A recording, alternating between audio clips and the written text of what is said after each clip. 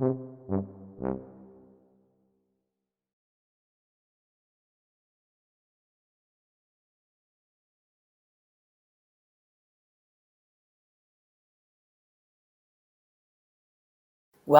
Margie Caust. Good morning from Berlin to Adelaide. I think it's the evening hours for you already. Here in Berlin, it's we have about like 10:30, and I'm quite happy that you find the time to chat with me and talk a little bit about your story as a bureaucrat. You started working in various government agencies in Australia many years ago and right after school. So we want to know a little bit more about that. You co-authored the book that is a little bit the basis for the entire festival, which is the Creative Bureaucracy and its Radical Common Sense, that you co-wrote with Charles Landry. And well, today you call yourself not a consultant, you don't like that, but you call yourself a rethinker. And well, I would like, because this is a little bit the purpose of this format, talk a little bit more about you and your story, looking at the person behind the bureaucrat and what made you become the person that you are, and that rethinker about bureaucracy and creative bureaucracy in particular. Thing is, though, you said in the conversation that we had prior to this talk, you said you don't really like talking about yourself. So I'm wondering, where do we start? Firstly, I guess I could start by saying thank you, Teresa, for arranging this conversation and for your work with the Creative Bureaucracy Festival, which is a fantastic event and creation and very in line with a Berlin perspective on the world. I don't like talking about myself, and I've been thinking about that. And I mean, partly because I'm an introvert, and so that might be a part of just the package. But also, I think in a sense, it's consistent with the idea of what a public servant often needs to be, because after you've been in government a long time, you find that you're actually, you need to be stepping back and be in the background, more in the foreground. And even though you might write things, write speeches, write reports, brief people, do all sorts of things like that, you often are not doing that under your own name. And you can't usually claim the work that you've done. It goes under the name of another person. So I guess in a way it's consistent with that sort of way of working. Yeah, but isn't it also a little bit sad? Because I mean, I mostly worked in the private sector before, and the culture there is largely like a bragging culture. You know, we like talking about our achievements, what we've done. If we are humble, we just pretend to. You know, like posts such as, "Oh, I'm so humbled that I won this other prize, and I'm so humbled that I got that other promotion." So the bureaucrat is not doing that, is in fact quite humble. That's in fact also my overall perception. But isn't it unfair? Isn't it unfair that isn't it too little recognition for the work? I think maybe there is a balance between being incredibly, how would you describe that approach that you described before, that is being able to spruik or boast about the work that you've done, and the sort of approach that many bureaucrats have to take on, which is to be quite confidential and quiet and cautious, very cautious. And I think that goes to the heart of the problem that we have with bureaucrats and the creative bureaucracy, is that we have a lot of talented people. We have a lot of people that have got great ideas and interesting perspectives, but it's not necessarily easy for them to put those into their organization or their system, because the system isn't necessarily geared up or even interested in what individual bureaucrats think. They're more, so that's a problem. Yeah, I think that's why it's quite hard for people to, for the bureaucracy to deal with talent or deal with its people, because it is a little bit ambivalent about an individual in the system. So, what was your way through government? You said you started like working right after school for the motor registration office, I think. So, what was your way, and how did you think your talent was used sufficiently? You could put yourself to use. Yeah, I think firstly I joined. It was very unusual for somebody like me to join the public service as a base grade clerk. I was 3/4 of the way through my university degree, and you would normally go in as a graduate. I went in as a clerk, and to my family's opposition and my own. I had no idea why I was doing it necessarily, but so the first insight I had when I joined, I was working on a filing system. At those days, it was a card filing system, and there were 10 people. All of us were very young. We were all spending every day working on updating this card system, very boring work. But the organizational atmosphere was the thing that I found harder than the work itself. It was quite a controlling, authoritarian type place to work, which was hard for me. Wasn't used to that. But the thing that I found was really interesting is that I was working with these 10 people who were lively and enthusiastic and optimistic, all about 18, 17, quite young. And yet the organization wasn't particularly interested in them, and was quite happy with them spending all day working on a card system and not at all curious about the types of people they had. So I guess that started me wondering. It probably just provoked me to think and continue to think about, well, why are government organizations so indifferent sometimes to the people that they have? It's a question I've had for a long time. Yeah, starting off.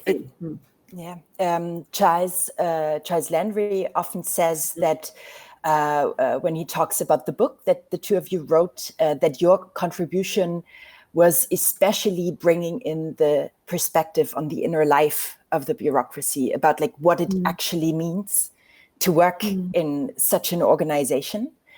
And so what's your perception? What do you think how was it to work with Charles on this book? And what do you think your contribution was? Is it like Charles' perception the right one? What's your take on your role in writing it?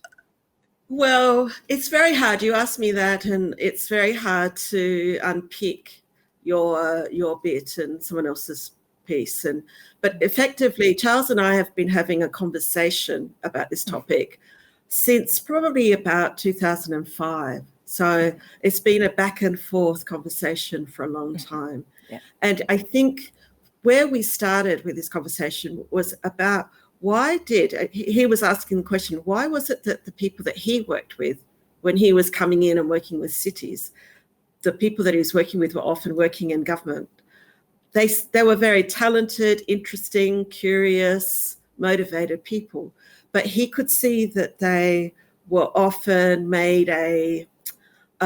were often not supported by their own systems and their own government organisations, and that instead of them being built up in confidence, their confidence was being taken away from them. And he was very concerned about that, and I agreed with him that there was something that was happening in government organisations that was almost the opposite of developing people. It was taking people that started off quite confident and sort of somehow in making them less and less confident as they went on. And so that was only one aspect of the sorts of conversations we had, but it was one that struck me, and he made me think about that more than I had been, particularly also because I myself had that experience of having done all sorts of different types of work in government and finding that, at the end of the day, I wasn't particularly confident about any of the things I'd done. And I didn't feel like I'd grown in a confident way. I felt that sometimes when you're working government, you have to recover your confidence after it. So it's a strange thing. But yes, I guess together I was able to share what it was really like and how things happen in the system, and what the experience was. And he was very aware of it from the outside in, from having worked with very many cities. Yes, so let's get back to that point that you mentioned of, questioning if you had grown or, what you had achieved. Like, let's reflect a little bit. What did you achieve during your time as a public servant? What you worked on various projects. I feel like like I was talking to you yesterday about this work in London, when I was trying to knit together an economic strategy from 3 regions around an area called the Thames Gateway. It was an incredibly complicated piece of work, and I was almost working by myself, getting loads of different teams of people to work to try and have an interest in each other, because actually they're all very focused in their own little area of the world. And that took a long time, and it was always in a sense of urgency and political, it was very political. There was a lot of money involved and lots of projects and so on. And at the end of that process, to have got something that everybody agreed to have a program starting, and to have then an election come in and change all the circumstances so that the project itself was stopped, the whole program was stopped, and the project ended up being, essentially abolished. So I feel quite proud of the work. I brought my little report to show you, my little, document that we did out of that program. I feel quite proud that we brought that together. It was an interesting piece of work, and I think it was important. But this is always true in government. Something that can be an incredibly strong priority and have all the attention of all the politicians at one point can suddenly be of no interest at another point. And I think that as a public servant, what we don't see in other public servants is that that's an emotional journey, to have you give over your emotional commitment to your work. It's not just a technical thing you're doing. You really have to care about it. And then when it's essentially abolished, you go through a period of mourning, really, of that project and all the things, all the effort and all the relationships and everything that had come about it, around it. And there isn't really a process in government for helping people transition, because I've noticed it's not just with me, with a lot of people. They put themselves very deeply into something and then it's stopped, and nobody goes through any process to try and to deal with that and to recognise the successes and so on. And so what that leads to is that for civil servants, public servants, there's a tendency to step back and not really be completely emotionally captured by their work. And then that means that people are less and less buying into the sorts of things they're trying to do, which is not really a good thing either. People say that, and I don't know what it's like in other systems, but certainly in Australia and the UK, people feel like there's too much reform. They say they're exhausted by reform. And a part of that is that every time a government tries to reform itself, it tries to make that something that everybody's enthusiastic about and buys into. But long-term public servants know that it will only last a few years, and then they have to say goodbye and welcome another process. So, yeah, it's an interesting kind of journey. Well, the Creative Bureaucracy Festival is one of its core purposes is to help public servants feel proud about the work that they're doing, about like recognizing their work. Still, we're not. I mean, we're quite ambitious, right? But we're only a drop into the bucket.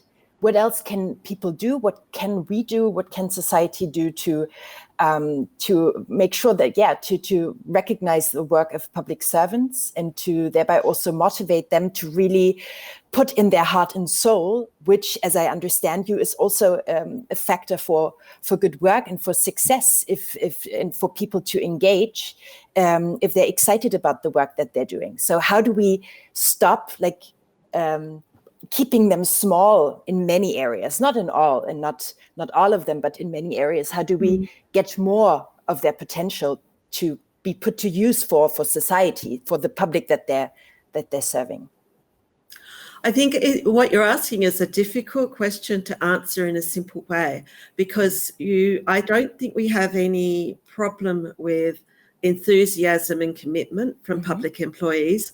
When we've done surveys and I've done loads of interviews, probably 100 interviews of public servants and council workers and so on. They really care about the mission of their work. They care about it, and every other survey that's happened has also reinforced that public servants care more about their work and are more prepared to contribute to it than other sectors. There is something where people feel quite aligned. It is that the difficulty that we all have is that the system and the organisation isn't geared up to receive the contribution in an easy way, so that the systems are always complicated and are difficult to work within. And when we talk about public sector creativity, part of that creativity is about navigating the dysfunctionality of government systems. You have to be creative to get things to happen in government. It's a special type of quality of the system. But I'm actually wondering whether this time with COVID-19 has really changed the perspective of the public about the idea of government and what government is there for. I think the public servants get given a lot of negative messages about themselves and about their work. And this, I think, has been a chance to see how important government is. And I think that's part of what is needed. Yeah. People have to feel proud, just as you're talking about the work that you've done and how proud you are. And people, it's important that public servants also get to feel proud of their contribution and proud of the system that they work in. Yes. Thank you, Margie. We keep talking, I think, on the side and stay in this conversation. But many, many thanks for taking the time to record this little piece of the longer term conversation. Thank you, Teresa, and I'm looking forward to the festival. Thank you. Very good.